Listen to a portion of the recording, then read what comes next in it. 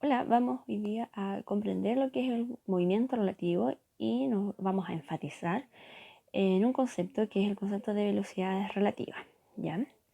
Entonces, de partida hay que cuestionarnos qué significa un movimiento relativo, ¿ya? Recordemos previo a darle el significado que el padre de la relatividad, como se presenta, es Albert Einstein. Sin embargo, la relatividad de Albert Einstein es muy distinta a la que nosotros vamos a trabajar en este módulo. ¿Ya? La relatividad de Albert Einstein hace mención a esta teoría de la relatividad general y especial, en donde se plantea un poco el concepto de la luz. Nosotros vamos a hablar de relatividad dentro de lo que es la percepción de distintos observadores. Y al tener distintos observadores, lo que se observa es distinto. Por lo tanto, aquí ya podemos decir de que algo es relativo, y en física puntualmente, cuando una situación depende de un observador. ¿Ya? Dada esta dependencia, la observación puede ser distinta, porque no todos vemos lo mismo. Y cuando algo es o se vuelve relativo, en realidad, al existir infinita cantidad de observadores o infinitos puntos desde donde yo puedo observar, podríamos decir que todo es relativo. Entonces tenemos que ponernos de acuerdo. ¿Quién va a tener la verdad absoluta? En filosofía la verdad absoluta no existe. Entonces hay que idear una forma en donde logremos todos determinar una misma respuesta. Fíjense bien en estas dos imágenes. A la izquierda tenemos una imagen de dos personas. Uno dice que el valor que está en el suelo es un 6, otro dice que es un 9. ¿Quién tendrá la razón? Depende, ¿cierto? Cada observador plantea su imagen del universo, por lo tanto, ambos tienen la razón dentro de su observación propiamente tal, ¿ya? A estos puntos en donde están ubicados los observadores les vamos a llamar sistemas de referencia, ¿ya? Un sistema de referencia hace mención a esta ubicación del observador en donde él desde su perspectiva logra medir, logra eh, indicar lo que está señalado, incluso lo que está observando. Lo mismo ocurre en la segunda imagen a la derecha. Un observador que mira la pantalla azul puede decir que el cuerpo no es un cuerpo, de hecho es una figura, un cuadrado. Y el otro, un círculo. O bien podrían decir, si lo toman en cuenta como una sombra, una persona podría decir que la sombra de la pantalla azul corresponde a un cubo, mientras que la sombra de la pantalla amarilla es una esfera. Sin embargo, si yo me pongo afuera de estos dos planos de observadores, si yo soy un tercer observador mirando desde afuera, yo puedo ver que en realidad no es un cubo, no es una esfera, no es un cuadrado, no es un círculo, sino que es un cilindro. Entonces, importante tomar en cuenta de que muchas cosas son percepciones de distintos observadores y en física tenemos que ponernos de acuerdo en cuál va a ser mi observador, cuál va a ser mi punto de inicio, etc. Fijémonos bien ahora esta situación que son las situaciones que a nosotros nos interesan, que son las situaciones de la cinemática, del movimiento. Imaginemos dos vehículos, tal como en la imagen, uno verde que va hacia el norte con una rapidez de 80 km por hora y uno morado que va hacia el sur a 70 km por hora. Y tenemos además una persona, esta persona que está con polera roja, observando, y como está fuera de los vehículos, lo que observa es lo que acabo yo de mencionar.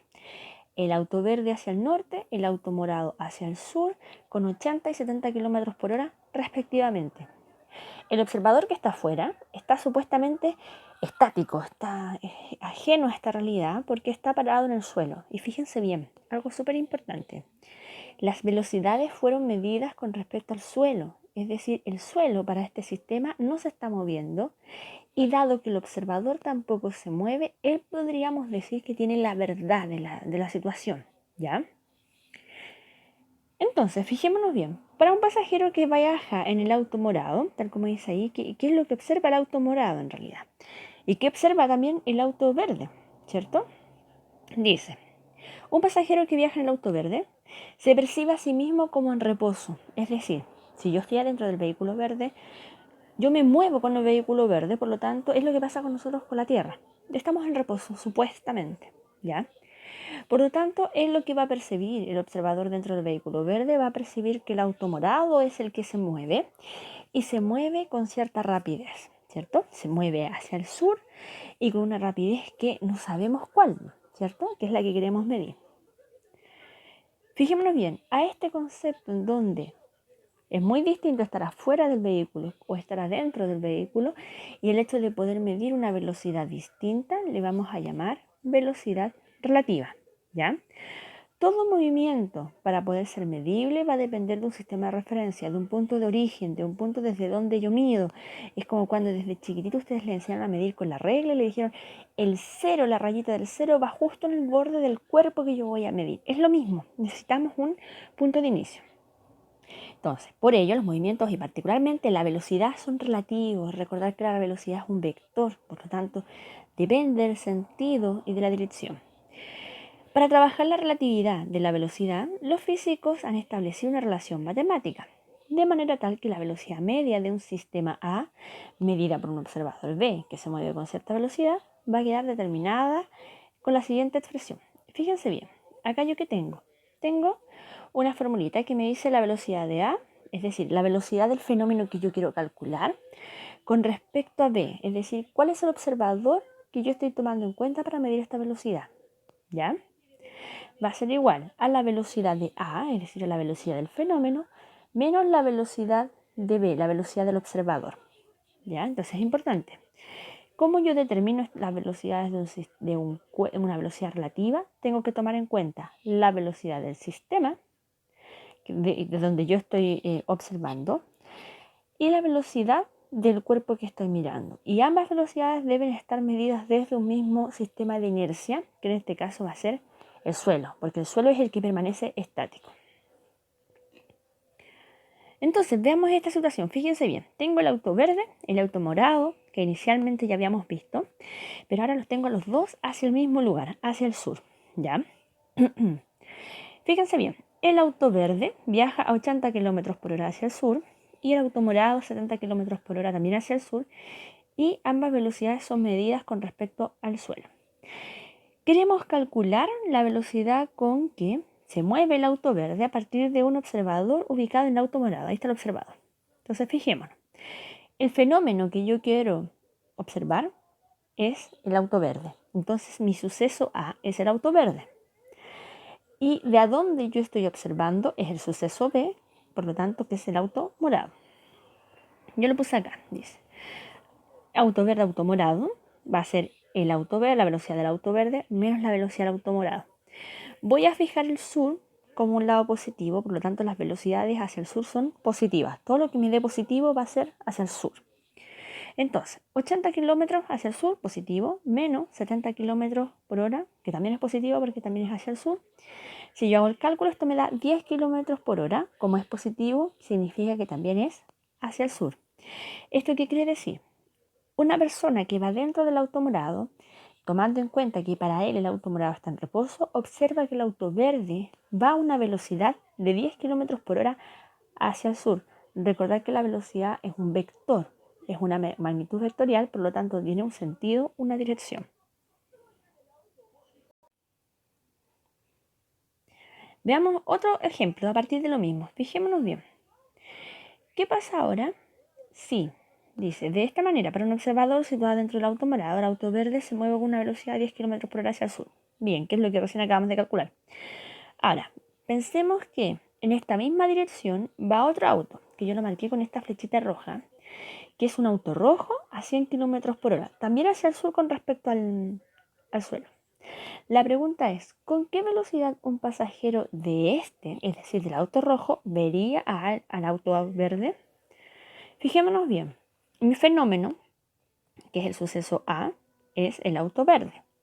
Y mi suceso B, que es desde donde yo lo estoy mirando, es el auto rojo. ¿Ya? Ahí lo tengo. Suceso A, que comienza acá, va a ser el auto verde y el observador va a ser el suceso B. Entonces, ¿qué tengo? Fijémonos bien. La velocidad del auto verde menos la velocidad del auto rojo. Y fíjense bien, yo ahora me cambié de sistema de referencia. Ya no me interesa el sur, no me interesa el norte. Yo voy a decir, lo que está hacia mi izquierda, como en el plano cartesiano, es negativo. Es decir, el sur para mí, para yo como un observador ajeno, el sur es negativo. Y lo que está hacia la derecha va a ser positivo. Es decir, si yo sigo este esquema, el norte sería positivo. Fíjense bien, este cambio lo puedo hacer porque dentro de mi sistema de referencia, el hecho de yo fijarlo me sirve para el asunto de cálculos. Sin embargo, yo debo al final del cálculo interpretar dentro de estas condiciones que yo le puse a mi sistema de referencia mi respuesta. Fijémonos bien, entonces tengo la velocidad del auto verde, como es hacia la izquierda, es de menos 80 kilómetros por hora, menos ahora la velocidad del auto rojo. La velocidad del auto rojo también es hacia la izquierda, por lo tanto, menos 100 kilómetros por hora. Voy a calcular como números enteros, menos 80 más 100, eso me da 20 kilómetros por hora. Ya, genial, pero ahora yo tengo que interpretar esta información.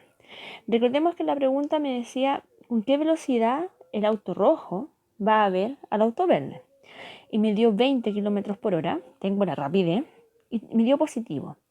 En mi sistema de referencia el positivo está hacia la derecha y según esto la derecha es el norte. Por lo tanto, una persona en el interior del auto rojo lo que va a ver es que el auto verde va hacia el norte a 20 kilómetros por hora. Entonces, importante con esto, yo puedo modificar mis sistemas de referencia a la comodidad de mí como un observador, en donde el observador toma decisiones, en donde el observador fija el sistema. Lo importante es, esa fijación del sistema es única y exclusivamente para cálculos matemáticos. Pero al final yo debo lograr interpretar esta información para desglosar una respuesta, ¿ya? Veamos lo mismo, la misma situación. Quiero saber qué sucede si ahora el auto rojo en vez de ir hacia el sur va hacia el norte, va en sentido contrario. Fíjense bien, importante aquí. Acá iban en el mismo sentido. En cierta medida los restamos.